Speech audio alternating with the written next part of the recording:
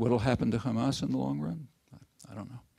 I mean, they have a lot of popular support, undoubtedly, but there's overwhelming popular support within the Palestinian territories for something like the international consensus, two-state settlement on the international border of the kind that the PLO formally accepted in December 1988.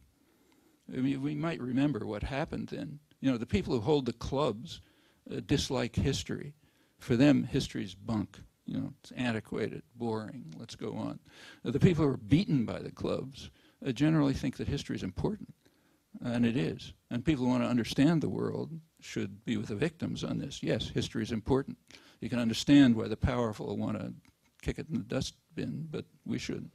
So what happened when the Palestinian National Council accepted a two-state settlement, basically the international consensus, the overwhelming international consensus, in December 1988? Well, there was a coalition government in Israel, Shimon Peres and Yitzhak Shamir coalition government. They came out a few months later, I think it was May '89, with an official statement in which they said there can be no additional Palestinian state between Israel and Jordan. The word additional means Jordan is a Palestinian state. So there can be no additional Palestinian state between them. And the fate of the territories will be settled in accord with the guidelines of the State of Israel. Okay, that was their official response to the Palestinian acceptance of the international consensus. What did the U.S. do? This is the Bush #1 administration. The Bush #1 administration reacted by accepting it completely in what's called the Baker Plan, the State Department's Baker Plan, James Baker Plan of December 1989, which endorsed the Israeli government proposal completely. The only reporting of this here that I could find was that they said, the State Department said, well, there should be free elections.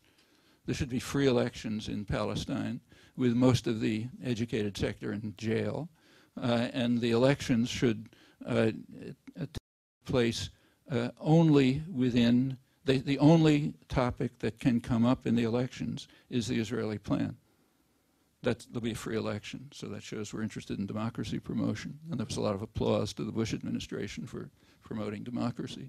See if you can find something else. I mean, as I wrote at the time, and I'll repeat it now, it's as if someone were to propose that there can be no additional Jewish state in the former Palestine, because there already is a Jewish state, namely New York City, where there's a Jewish mayor and, you know, a lot of rich Jews and so on and so forth.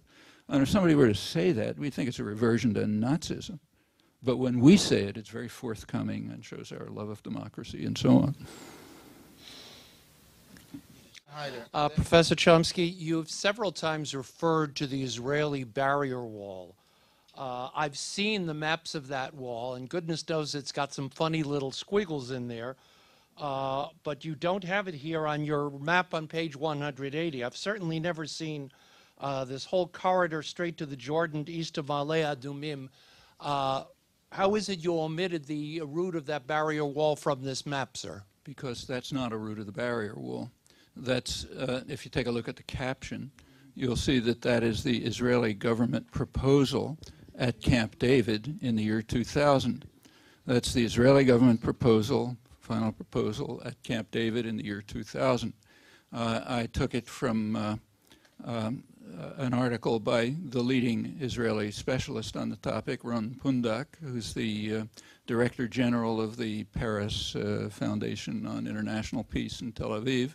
This happens to be an article in English, which is why I took the map. It's in Survival, the British International Affairs Journal.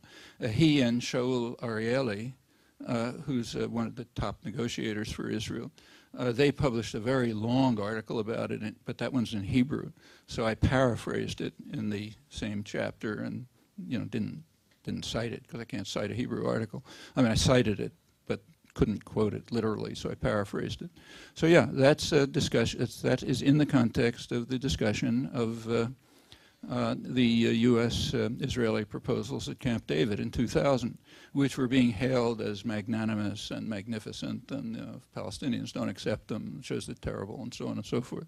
There is discussion, if you read further in the book, of the later maps that are proposed. I didn't actually give the map, but there's a reference there to a long article in Haaretz, which did give a map. If you look it up on Google, it's in Hebrew, you will find the proposed map, I think, as of, I think it's October 2005, but if you look further, you'll see the reference there, and all you have to do is go to the internet and you'll find the map. It's not identical with the proposal in the year 2000, but it's basically the same principle except more extreme, because it not only breaks Palestine occupied territories through the there are two major salients, remember. There's the Ma'ale Adumim salient, the one that goes east of Jerusalem. That's the one that in Pundak's map goes all the way to the Jordan Valley, which Israel's going to keep, as they've announced. So that's one that essentially breaks the southern part from the rest. And there's a second salient that goes through Ariel, the city of Ariel, farther north. And the separation wall now goes around that and farther to the east. And that effectively separates the central ghetto, the enclave, whatever you want to call it, from the northern one. So you get three enclaves. If you have a look at the further implementations of the separation wall, you can find them if you look at the B'Tselem reports, for example. They're all on the internet. You'll see that it also separates all of them from some little corner of East Jerusalem. So it basically breaks the outcome is exactly what I described. I quoted a lot of Israeli and other authorities on the outcome. Meron Ben-Venisti, Harvard University's Sarah Roy, and others. And yeah, that's a description of where the situation stood as of the time that the book went to press. But you can find the maps. The map that I included was in a discussion of the Camp David proposal and the falsification of them here. So I didn't see a single newspaper anywhere which reported the Israeli maps. In fact, I'll tell you something more interesting.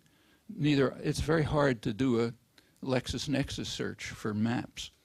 You know, there's no easy way to do that. It takes resources, which I don't have. But nobody in the United States, and a lot of people were looking, could find any map in the press at the time of Camp David. Any map which showed exactly what is being proposed. There was a lot of effusive rhetoric about how forthcoming it is and magnanimous and wonderful.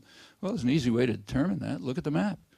But the trouble is, to look at a map, you had to carry out a research project. So I actually did. I looked at the Israeli maps at the time and wrote about them. But for the population of the United States, there's no way to do that. I don't know about other countries, but as far as I can tell, they weren't published elsewhere either. This one was published, but it was in a strategic analysis journal, serious strategic analysis journal in England.